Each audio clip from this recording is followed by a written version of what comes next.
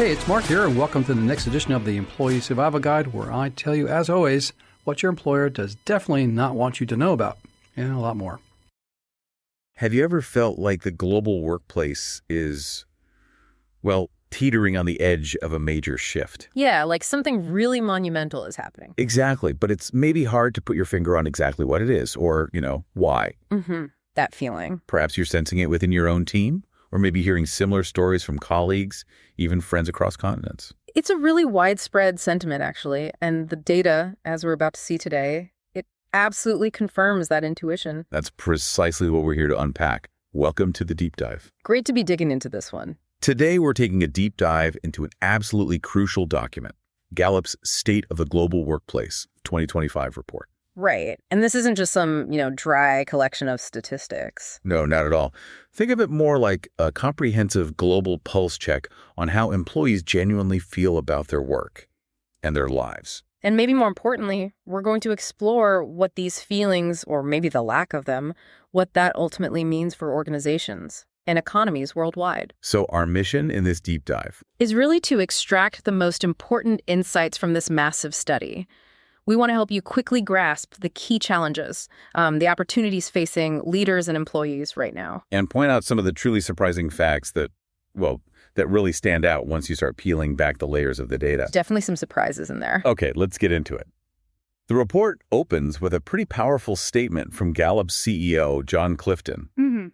He sets the stage, calling this a pivotal moment for the global workplace. Yeah, and what's truly compelling about that statement, and maybe a bit unsettling, is his observation right alongside it. Which is? That employee engagement is faltering at the exact time artificial intelligence is transforming every industry. Wow. Okay. He frames it as this defining challenge for leaders, Will they strategically use AI to energize and empower their workforce, or will they risk seeing their human capital fall even further behind? Exactly. It's a fascinating juxtaposition. Human feeling and tech advancement side by side. That juxtaposition is really striking, isn't it? We're on the cusp of this massive tech shift. Yet the human element, the very foundation of productivity, it seems to be eroding. And the numbers certainly back up this idea of faltering. Yeah, the headline finding is pretty stark. Global employee engagement fell from 23% down to 21% in 2024. Now, a 2-point drop. It might sound kind of incremental in isolation. That does, yeah. But when you think about a global workforce of billions, that small percentage point, it translates into an enormous tangible shift in how people feel. Absolutely. And it's crucial to remember this isn't just a statistical blip. No. Gallup highlights that this specific decline, this 2-point drop, it mirrors the drop we saw during the peak of COVID-19 lockdowns back in 2020. Okay, so that puts it in perspective. It's significant. Hugely significant. Yeah. It indicates a systemic indicator of widespread distress, really. It reflects a tangible decline in how hundreds of millions of people feel about their jobs, their leaders, their future with their companies. It's like a return to a level of disengagement we hoped was just an anomaly from the pandemic. Precisely. And the cost of this disengagement. The report quantifies it, and it's just staggering. Yeah. This fall in engagement cost the world economy a whopping U.S. $438 billion in lost productivity. Wow. $438 billion. That's a monumental hit to global GDP. It truly is. And that kind of economic impact, it demands a deeper look, doesn't it? It pushes us to ask, what specifically contributed to such a big global decline? And this is where the report really takes an unexpected turn, I think. It defies what many might assume. How so? Well, if you were betting on the root cause, you might point to frontline employees. Right. Struggling with new demands, maybe burnout. That seems logical, yeah. But Gallup's deep dive highlights a surprising core issue. The primary cause isn't individual contributors. Right. Instead, it's a significant drop in manager engagement. That fell from 30% down to 27%. Okay, so manager engagement dropped 3 points. Right. Meanwhile, individual contributor engagement actually remained flat at 18%. Wow. That really challenges a lot of assumptions about where the pressure points truly lie. It does. It's almost as if the very people tasked with steering the ship are the ones feeling the most turbulence.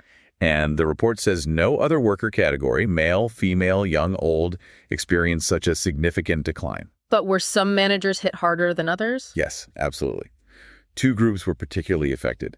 Young managers, those under 35, saw a 5 percentage point decline. 5 points for young managers. Okay. And female managers experienced an even steeper drop, 7 percentage points. 7 points for female managers. Those are the most significant declines across any worker category in the whole report. That's what it says. It makes it pretty clear where the biggest crack in the foundation seems to be appearing. So if managers are the key, why are they struggling so much? The report explains it quite beautifully, I think. It says managers have been asked to square the circle. Square the circle, meaning? Of new executive demands on one side and employee expectations on the other, all happening amidst constant disruption. For those unfamiliar, it means trying to do something impossible, basically. Reconcile two things that just don't fit together easily. That's a perfect way to put it. And just think about the last 5 years alone. I mean, they've thrown everything imaginable at managers. Right. You've got post-pandemic turnover, the hiring boom followed swiftly by busts, Rapid team restructuring. shrinking budgets as stimulus programs ended, disrupted supply chains, new customer expectations. The huge push for digital transformation, AI tools coming online. And of course, the big one, new employee desires for flexibility, for remote work. It's not just disruption. It's like a relentless cascade of new, often conflicting demands. It truly is an almost impossible task they're being asked to navigate. It sounds like they're completely caught in the middle. Yeah. The report brings these struggles to life with some direct quotes from managers on the front lines. It makes it really tangible. Like what? Well, listen to Abu M. He's a marketing manager in Saudi Arabia. He describes his experience like this. Difficult decisions put pressure on me psychologically, such as hiring. And sometimes there aren't many resources. You can hear the weight there. Yeah, he goes on. And there are also disputes between employees, facing problems, new systems, and so on. So it's not just managing tasks, it's managing people, conflicts, resources, constant change, all while dealing with that psychological toll. Exactly. And then imagine the pressure just from workload. And LV, a field operating manager in South Africa, puts it very simply. What does he say? We should have a team of 6 people. There's only 2 of us. I think that's very stressful. Wow. Yeah. Stretched incredibly thin. That's a stark illustration. And then there's this emotional toll, which is often unseen. Ryan S., a supervisor in the U.S., shared something that really hit home for me. Oh, yeah. He said, I mean, my guys will do anything I ask of them, and I love my guys, but there's no enthusiasm. I'm not asking anybody to be jumping around because we got work to do, but you can just feel it. Oof. You can absolutely feel the weariness in that statement. It's not just about getting the work done anymore. Yeah. It's about a deeper kind of malaise affecting the team's spirit. And that's incredibly difficult for a leader who cares but feels, powerless to change the underlying dynamic. Yeah. And this emphasizes precisely why manager engagement matters so much. Because they influence the teams so heavily. Hugely. Gallup's research states it plainly. 70% of team engagement is attributable to the manager. 70%. That's a profound lever. It is. And when employees are engaged, they are demonstrably more productive, they're less absent, they build better customer relationships. They close more sales. It's a direct measurable line from the manager to team success and ultimately to the organization's health. The report also includes direct employee perspectives that really highlight this manager influence, for better or worse. Okay. So what do employees say? Well, Elke, an administrative clerk in Germany, said her supervisor was by far the deciding factor that made me think about whether I really wanted to continue with this. Wow. Let's take a quick break. Hey, it's Mark, and we have a new product for you. It's called the Employee Survival Guide, or employeesurvival.com.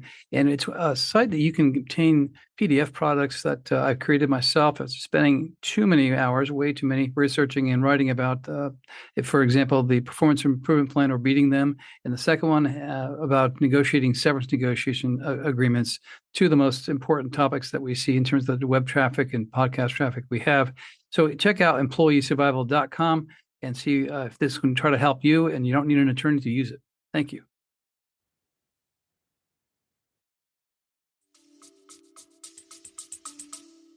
So a manager can literally be the reason someone stays or leaves. That's a huge impact on retention. Absolutely. Yeah.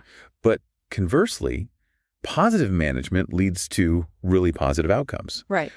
Mohammed Awal, a teacher in Saudi Arabia, she noted, I am satisfied with my job because I receive appreciation and incentives from the management.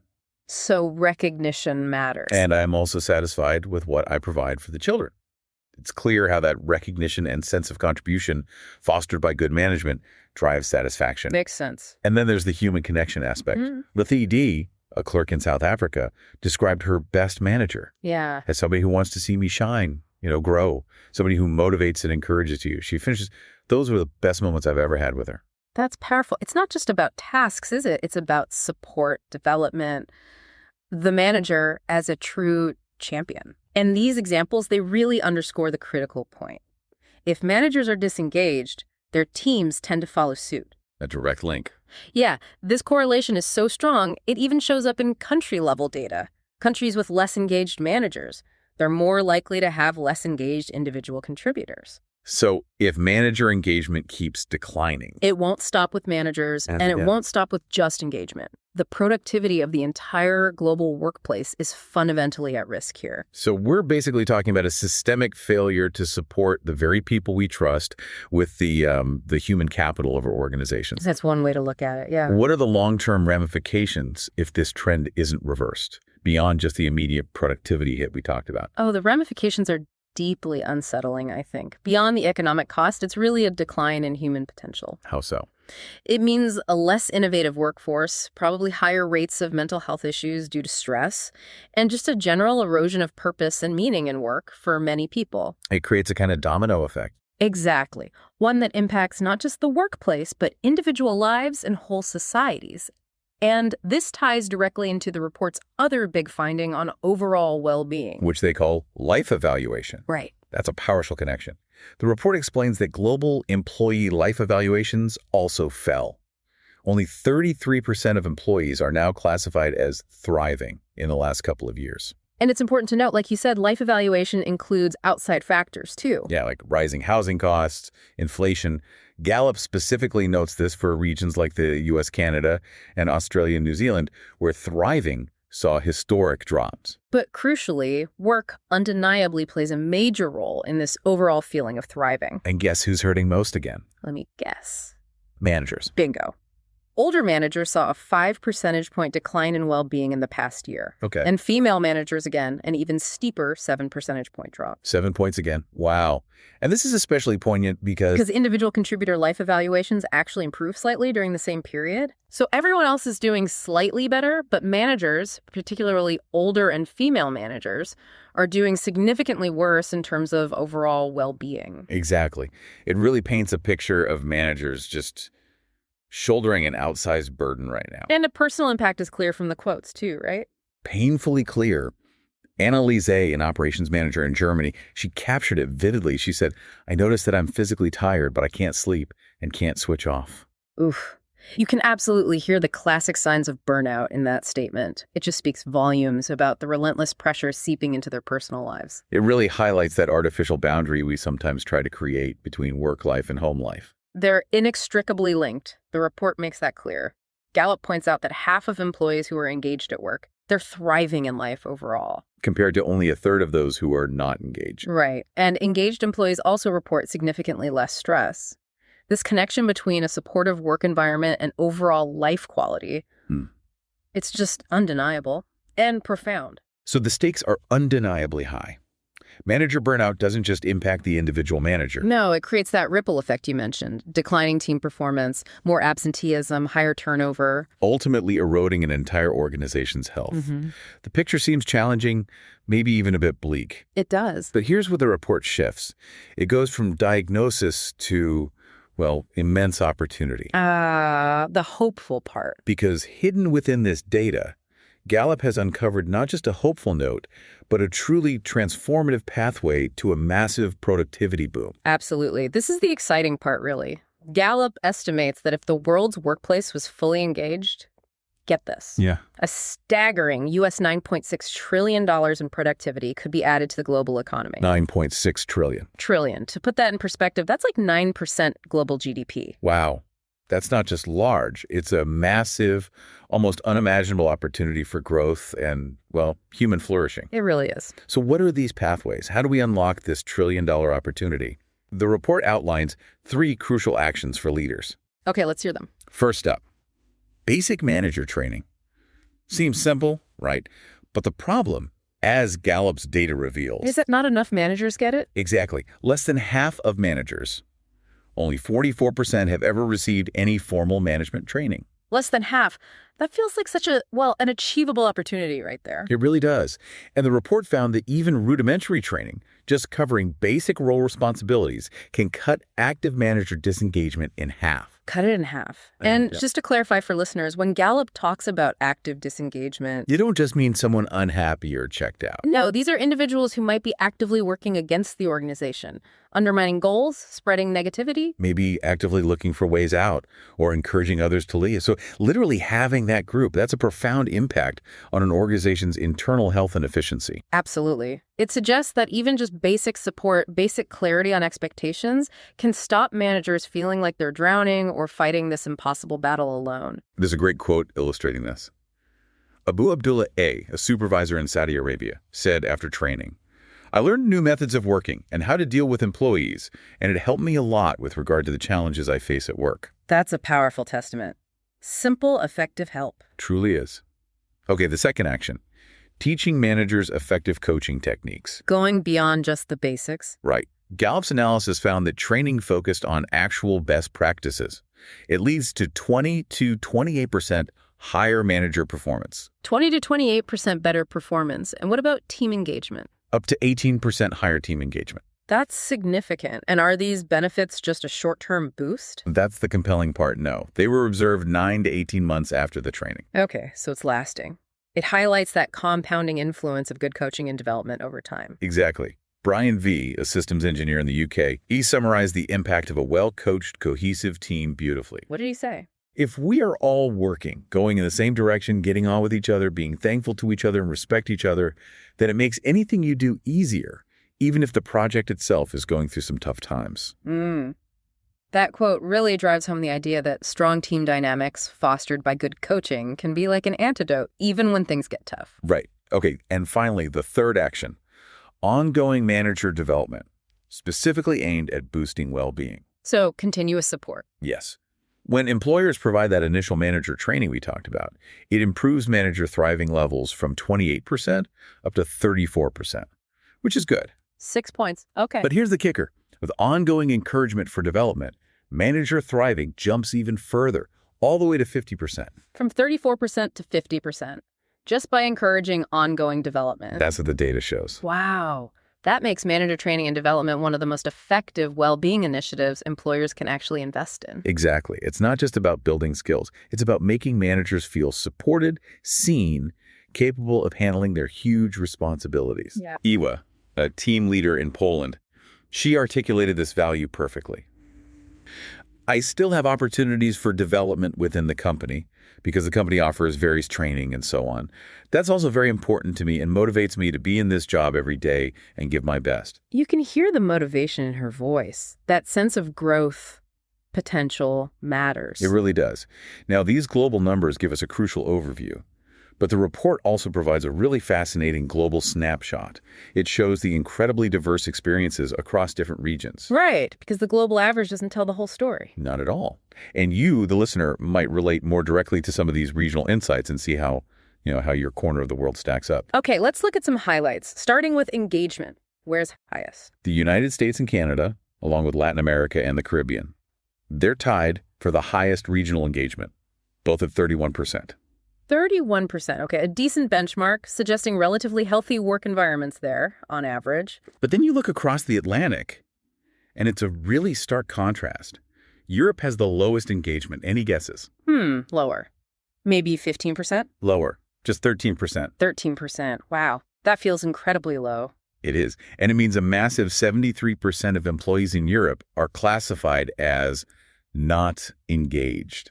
It really makes you wonder about the cultural factors, the economic factors at play there. Absolutely. Is it, deeply embedded workplace norms that maybe don't prioritize individual recognition as much, different work-life balance expectations leading to more detachment? Or maybe a more critical view of leadership than elsewhere. The report doesn't give a definitive why, but it certainly opens up a fascinating line of inquiry into the unique pressures and cultural nuances contributing to such widespread disengagement across Europe. And the Middle East and North Africa region is second lowest at 14%, so similar challenges there. Okay, what about overall well-being? or thriving? Where is that highest? That would be Australia and New Zealand. They boast the highest thriving at 56%.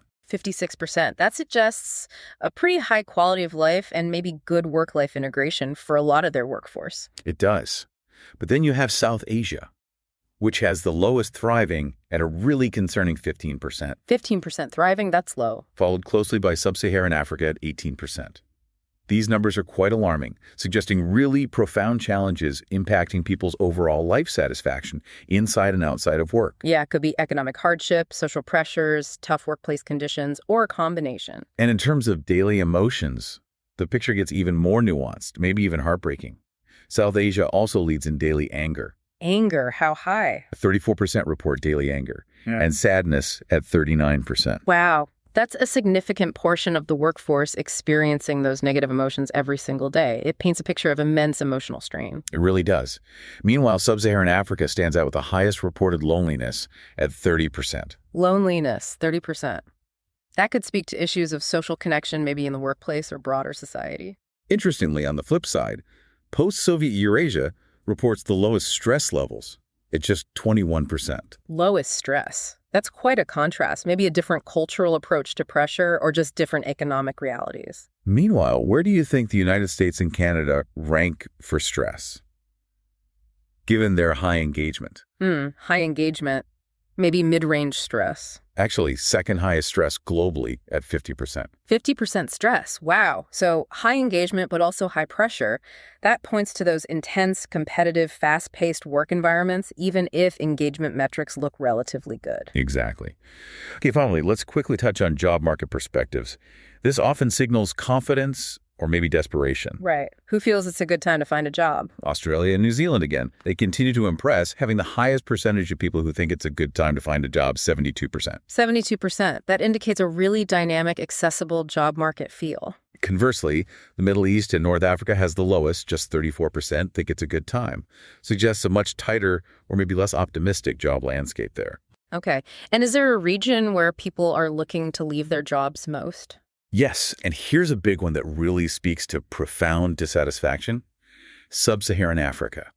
They have the highest intent to leave their current job. How high? A striking 72% are either watching for or actively seeking a new one. And 72% looking to leave. Wow, that's huge. These regional differences really powerfully underscore that while we see broad global trends, Local context matter. massively, cultural norms, economic realities, they significantly shape the employee experience. Yeah. It tells us that a one-size-fits-all solution for engagement and well-being, it just won't work. No, definitely not. So, to recap, we've seen the global workplace is truly at a critical juncture. Manager engagement, employee well-being, they're on the decline, costing the global economy hundreds of billions. But crucially, this deep dive into Gallup's report has also shown us clear, actionable pathways to potentially massive productivity gains through focused leadership and, importantly, development. It truly is a pivotal moment, as the CEO said. And the choices leaders make now will profoundly shape the future of work. So what does this all mean for your work life? For you listening right now? Yeah. If AI is set to transform industries and manager engagement is revealed as perhaps the single biggest lever for team success, for human thriving, how will organizations use these insights? Will they use them to elevate human potential or risk diminishing it further? And maybe more personally, what's one step you can take? Or perhaps encourage in your own workplace to foster better engagement, better thriving. Whether you're a manager trying to support your team or you're an individual contributor influencing your own experience and the environment around you. This deep dive really shows us, I think, that the future of work isn't just about the technology. It's profoundly about human connection. Empathetic leadership, strategic development, it's about the people. We encourage you to reflect on these findings. Consider how you might apply some of these insights in your own professional sphere and maybe be part of the solution. If you like the Employee Survival Guide, I'd really encourage you to leave a review. We try really hard to produce information to you that's informative, that's timely, that you can actually use and solve problems on your own and at your employment. So if you'd like to leave a review anywhere you listen to our podcast, please do so. And leave 5 stars, because anything less than 5 is really not as good, right? I'll keep it up. I'll keep the standards up. I'll keep the information flowing at you. If you'd like to send me an email and ask me a question, I'll actually review it and post it on there. You can send it to Carey, at capclaw.com. That's capclaw.com.